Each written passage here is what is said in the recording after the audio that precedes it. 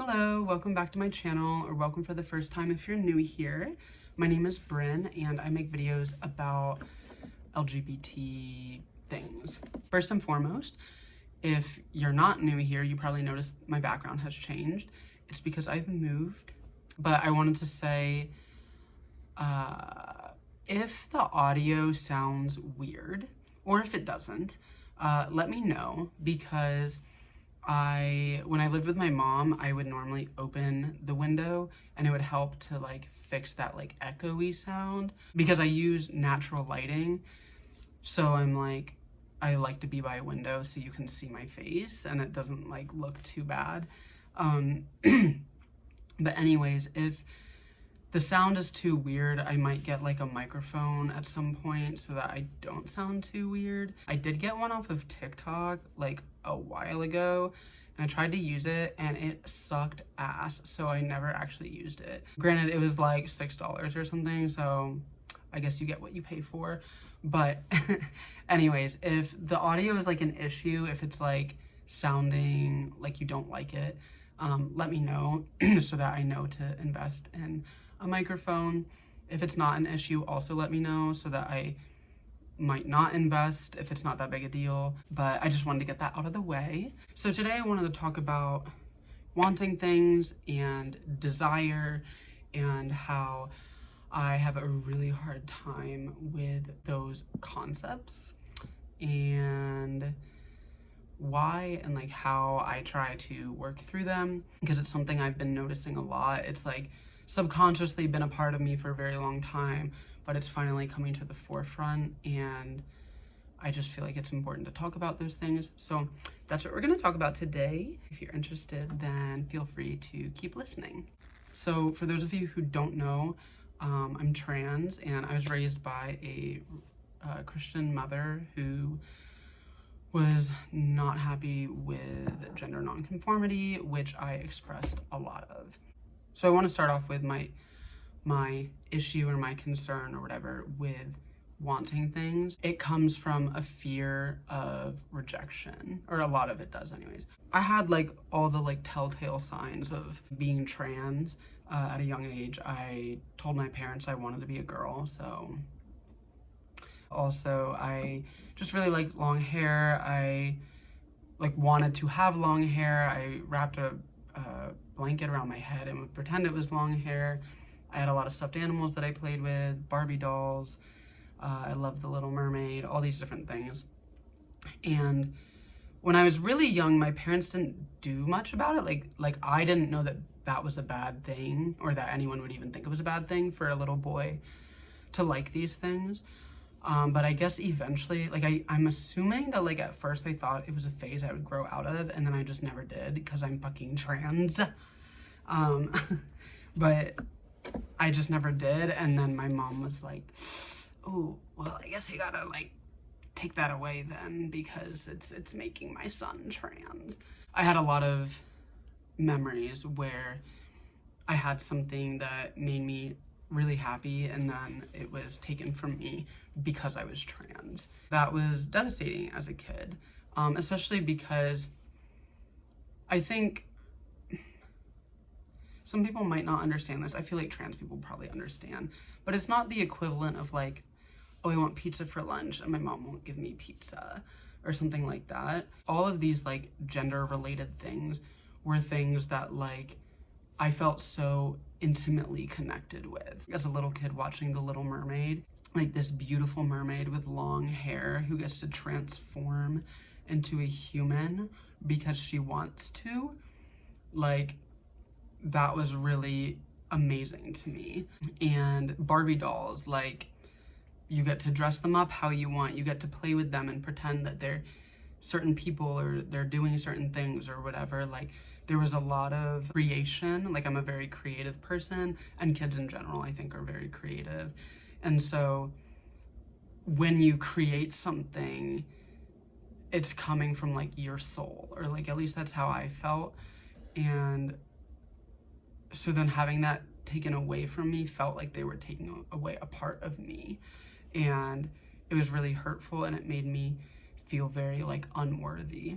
So it was frustrating, and it was devastating as a kid to like go through those things. And I don't think a lot of people, if they're not trans, like understand how devastating that feels as a trans person to have your identity like stripped away from you. That was something that I dealt with, and it made coming to terms with the fact that I do like a lot of femininity. It made it very difficult to accept that, because for a long time, most of what I felt around femininity was shame instead of the joy and creativity and imagination and whatever that I felt as a kid. And my version of femininity also looks a lot different than like traditional femininity, as you can probably tell like how I look. But I don't know, that's something that I've had to deal with for a while now. I'm just now really starting to like work through it, and it's been really rewarding, but it's also really difficult. It's hard to admit that you want something, especially if you don't know if you're gonna be able to get it. Because I think for me, the way that I felt like as a kid when those things were taken from me, the best way that I know how to describe it is like I felt like a fool. I was stupid enough to believe that I deserved to be happy, that I was stupid enough to believe that those parts of me were worthy of acceptance or love or whatever. And that kind of ruled my life for a long time. And I felt that way about a lot of things for a long time. I remember when I was like in the early stages of my transition, I might not have even been medically transitioning yet, but I was like, because I was out of the closet for almost 2 years before I started medically transitioning. But I remember feeling like doing like daily tasks, like showering or eating or going to work, like things like that. I would feel so ashamed of like doing those things, because I felt like I was like so pathetic to think that I deserved to eat and be alive, or that I deserved money, or like all of like, I had really internalized the belief that I didn't deserve anything. And so putting forth any amount of effort to take care of myself in any way, shape, or form felt like I felt pathetic. And so I worked through a lot of that, but it is kind of coming up again, specifically in regards to my gender. If you are new here, I came out as a trans woman when I was 18, and then I came out as non-binary at 21, and I had bottom surgery 3 years ago almost. And since then, I've really been understanding my gender to be a lot more like female rather than non-binary. Even though I think non-binary still technically fits, I do just kind of feel like a girl. Like, I don't know, but not to get all into that. I can make a video on like the nitty-gritties of that. But as I've been kind of uncovering these hard feelings and working through them, I've kind of been coming to that conclusion more. But yeah, so anyways, I have a really hard time wanting things. It feels so incredibly vulnerable to want things, and I feel like I don't have anything to protect me when I acknowledge that I want something, and then I'm like worried that I'm gonna be left to feel humiliated or whatever the case, some sort of really overwhelming negative emotion. And so my like coping strategy has been to just pretend like I don't want anything and I don't care about anything, but I care so much. I care so much. So I'm like trying to like be okay with caring and being okay with being sensitive, be okay with crying when I don't get what I want, or like whatever, like it's okay. And it kind of like makes me a better human, I think. But it is really difficult, and I think it's gonna be like a long process, I'm sure, but I don't know. I'm glad I'm like experiencing it, but it is like really difficult. So taking that like idea and kind of making it a little more specific, I have a lot of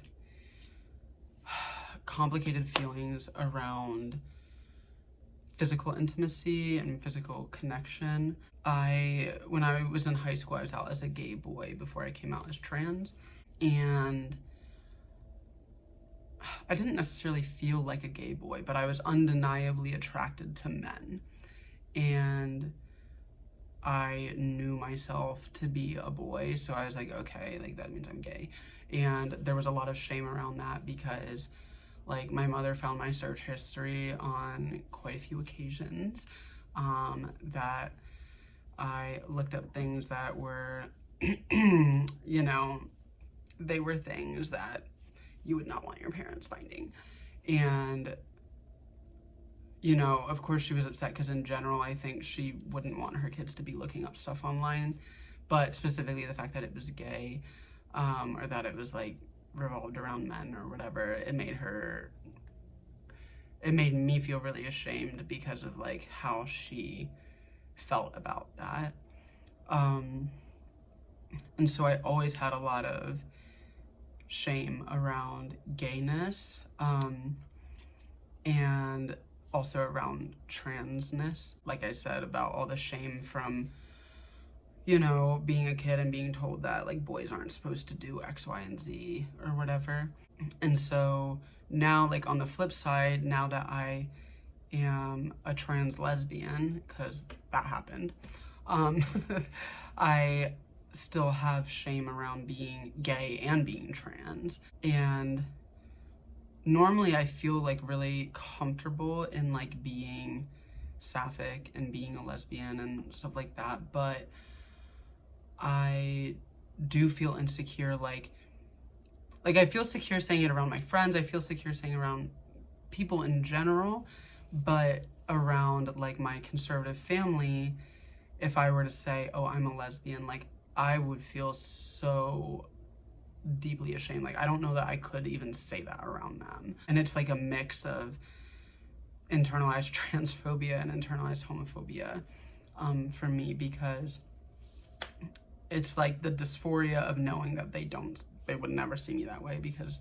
they just think I'm like a confused boy. I'm like, okay, it's been 10 years, girl, like let's get with the fucking program, but okay. So it's like that, but then it's also like, I'm like thinking, I'm like, okay, but even if I would have been like assigned female at birth and been a lesbian, like they would still have such a negative reaction to me being a lesbian. Like, so even aside from the trans thing, there's shame there. And so like that's really difficult. And it's also difficult for me to be okay with like being like in the mood. Like I have trouble like communicating that to my partner because I'm like, I don't know, like it's definitely a fear of being rejected or whatever, and then like I spiral and stuff like that. But it's also like, it's like, oh, like, you know, women aren't supposed to like want that. Women aren't supposed to want physical intimacy. Like they're supposed to like it when their husbands do it to them, but they're not supposed to actually like seek it out or whatever. Like, it, you know, a very heteronormative, oppressive way of looking at things. But I have that like internalized in me that like now I'm like not allowed to even want those things because like that makes me gross. And like being like liberated or free in that way is like gross and wrong. It makes it difficult for me to acknowledge when I'm feeling that way. And I can recognize when I'm like feeling that and then like keeping it all like inside, like I don't know, like shrinking it down and like internalizing it instead of expressing it. So I've been working better at expressing it because I feel like expression is like one of the most important ways to heal, or one of the most effective ways to heal is to express it. Like there's times where I'll feel something like,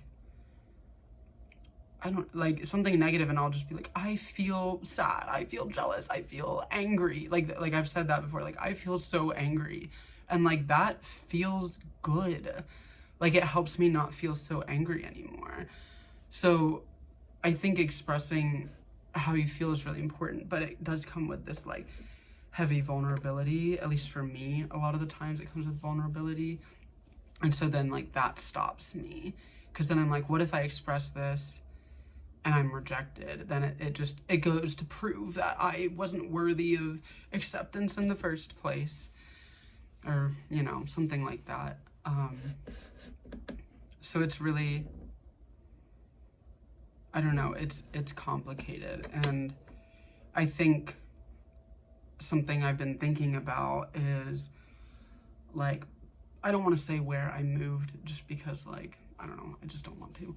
I moved somewhere that definitely has more of a queer scene nearby that I can easily get to. And I have wanted to make attempts to go to more like sapphic events or sapphic community things or whatever, because I figured out that I'm a lesbian a few years ago, but I feel connected with the identity but disconnected from the community. I've been to Lesapalooza 2 years in a row, which has been like astronomically amazing and really helped me feel more secure in like who I am, and like being around lesbians for like 3 days straight and like other like sapphic people as well. It's like, oh, like it will do numbers to your fucking brain if you are a queer woman or like a sapphic non-binary person, whatever. Like, oh, like it's phenomenal, and I would like to be able to experience that more than once a year, and have like real friendships and stuff of people who understand. But my fear is that when I make friendships with people who could possibly be attracted to me and I could possibly be attracted to them, it really scares me, that I feel like it's gonna be triggering, or that it could be triggering for me. And I get really worried that all the other gay girls and non-binaries have like worked through this stuff and they're on a level that I'm not. And I don't think that that's true, but I still feel that way. But I also kind of think that's the next step, is that I have to kind of put myself out there in order to feel like secure. So I think like one of my fears is like I want to get involved in this community and like meet more people, but I worry that I'm like behind, which I know is like not necessarily realistic because everyone's on their own journey and blah blah blah blah. But I get really anxious when it comes to like situations where somebody could be interested in me. I don't remember if I said it in this video or not. My partner and I are polyamorous, so that's why I have a partner, and I'm talking about exploring new things possibly. I get really anxious because I get worried, like, oh, what if we're flirting and then they want to kiss, or they want to do this, or they want to do that, and then all I want to do is flirt, or all I want to do is kiss, but then they wanted like, and I know I can literally just be like, no, I'm not interested in that, or no, that's too fast for me, or whatever. But like that confrontation, because I'm so afraid of being rejected myself, I'm terrified that I'm gonna trigger somebody else feeling rejected, and then I'm gonna feel like awful about it, and just all this anxiety. It's like so fucking annoying. It's like, bitch, just live your fucking life, just like do it. Oh my god, maybe I just need to do it, literally.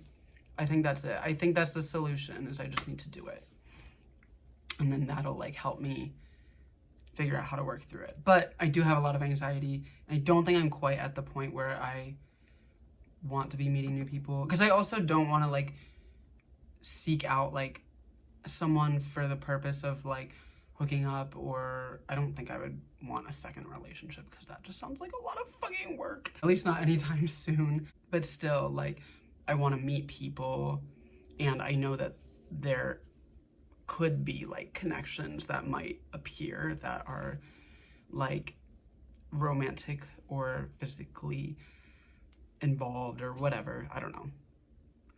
But I just, I don't know. I feel like I have a lot to work through. I feel like I'm doing a good job. Like, I feel like I am pushing myself to work through the things that are difficult for me to work through. And I'm proud of myself for that. Like, I'm very proud of myself for that. But I feel like it's taking a little bit too fucking long. Like, let's speed this up, bitch. I'm fucking over it. I am fucking over feeling insecure. But I still feel insecure. Okay, I guess that's mostly it. I think that's like the whole video. I think that's it. Thank you for listening. Again, let me know about the audio. If it sounded weird to you, if you don't give a shit, if it sounded fine to you or whatever. Let me know. I might be switching like positions to like where I film in my room, just because this was the first time and whatever, so. But anyways, thank you for listening. If you made it the whole way through, feel free to let me know down below. I will probably make another video in 3 or 4 months like I usually do. But